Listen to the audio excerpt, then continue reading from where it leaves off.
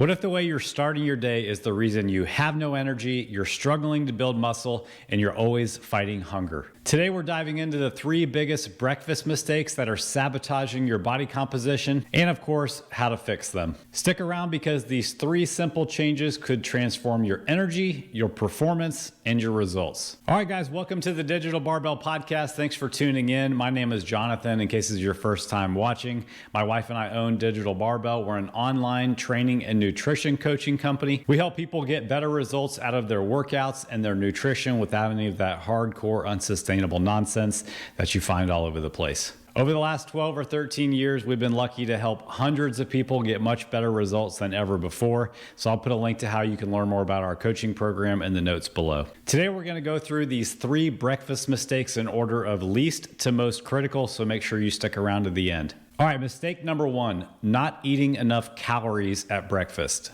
Maybe you're that person who just eats a banana for breakfast, or you just nibble on your kids' leftovers, or maybe you're even just counting on the calories in your coffee creamer to last you until lunch. The thought process is, I'm busy in the mornings, I don't have a big appetite, so why not just save those calories for later in the day? I'm here to encourage you not to do that. Starting the day with too few calories downregulates your metabolism and leaves you feeling really sluggish by mid-morning. Eating a tiny little breakfast also encourages more cravings later in the day, especially for highly processed or sugary foods. Your workouts suffer, your recovery takes a hit, and by the end of the night, you're so hungry that you're willing to eat just about anything, even if it doesn't line up with your health goals. We'd recommend having a breakfast that's between 300 and 500 calories, depending on your total needs for the day, and having a good mix of both protein, carbs, and fat for breakfast. If you've been having a really small breakfast, this one might take a little bit of time to get used to, but eating enough calories in the morning is the key to having energy throughout the day, fueling your metabolism, avoiding that mid-morning crash, having productive workouts so you can improve your body composition, build muscle, and build strength. And yes, it will keep you from being ravenous at night. All right, now that we've talked about why eating too little at breakfast is a problem, let's talk about another sneaky one. Breakfast mistake number 2, having pastries for breakfast instead of protein. Why, oh why do we all do this? Well, for starters, sugary pastries are quick,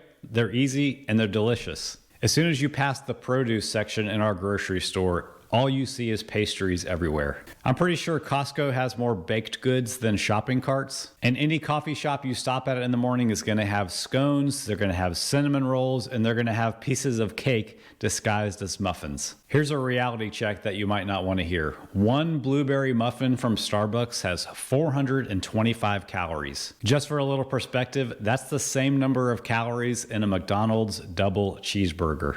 Let's dive into why having protein at breakfast is so critical. Eating about 25 grams of protein from a high-quality source stimulates what's called muscle protein synthesis. It's the process by which your body builds new muscle and repairs the damage from your workouts. Starting your day with a healthy dose of protein sets the tone for muscle recovery, satiety, and having sustained energy throughout the day. If you only have a pastry for breakfast, not only will your blood sugar be on a roller coaster, but you'll stay in a muscle wasting period instead of a muscle building period until you have protein at lunch that day. That's a missed opportunity. For years, our breakfast go-to was scrambled eggs and oatmeal, but lately we've really been on a breakfast smoothie kick. We take a cup of ultra-filtered high-protein skim milk, we add a scoop of vanilla protein, some frozen raspberries, a frozen banana, blend the whole thing up. It's delicious, and it's got about 40 grams of protein. We put together a PDF with 10 high-protein smoothie recipes, so I'll put a link to that below. If smoothies aren't your thing, think about eggs, low-fat milk, Greek or Icelandic yogurt, or cottage cheese. Those are all great high-protein breakfast options. All right, let's get into the biggest breakfast mistake of all. If you're guilty of this one, you're not alone, but it's time to get it fixed. Breakfast mistake number 3, skipping breakfast altogether.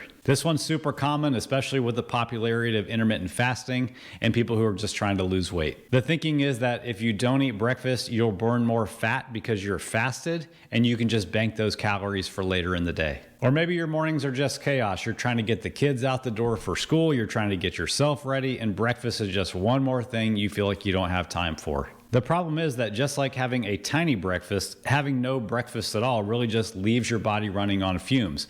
No energy in, no energy out. And just like having a pastry for breakfast, you're leaving your body in a catabolic state since you didn't have any protein. I know you might not feel very hungry in the morning, especially since the caffeine in coffee is an appetite suppressant, but as your blood sugar dips and your energy tanks, by mid-morning you're just going to be ravenous and exhausted. And as we all know, that's much more likely to set you up for making poor choices like raiding the leftover donuts in the break room, or if you work from home, just grazing on food throughout the day every time you pass the kitchen. Here's a reminder if you're the person who's skipping breakfast because you're trying to lose weight. The most important factor in improving your body composition or losing weight isn't if you ate the food in the morning or if you ate it at night. It's what you do for your workouts, and it's how many calories you eat over the course of the entire day, the week, and even the month. I can tell you after coaching hundreds of people that skipping breakfast can save you calories early on, but it very often leads to nighttime overeating. And that cancels out any progress that you would have made. And if you're somebody who works out in the morning, skipping breakfast is even more counterproductive.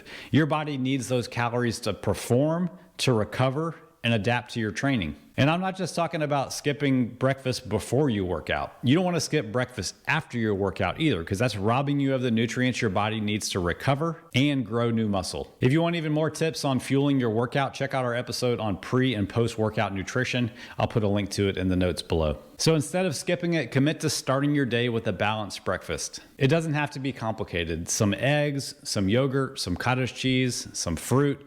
Less than 10 minutes, boom, you're done. Once again, not eating enough at breakfast, having pastries for breakfast, or skipping breakfast altogether are sabotaging your body composition, leaving you with no energy, and causing you to overeat at night. If you fix these, you'll feel stronger, have more energy, stay fuller, and finally see the results that you're looking for. And as always, remember the key to progress is consistency, not perfection. If you're ready to take your training and nutrition to the next level this year, we can help. I'll put a link for how you can learn more about our coaching program in the description below. Thanks for watching. Have a great day.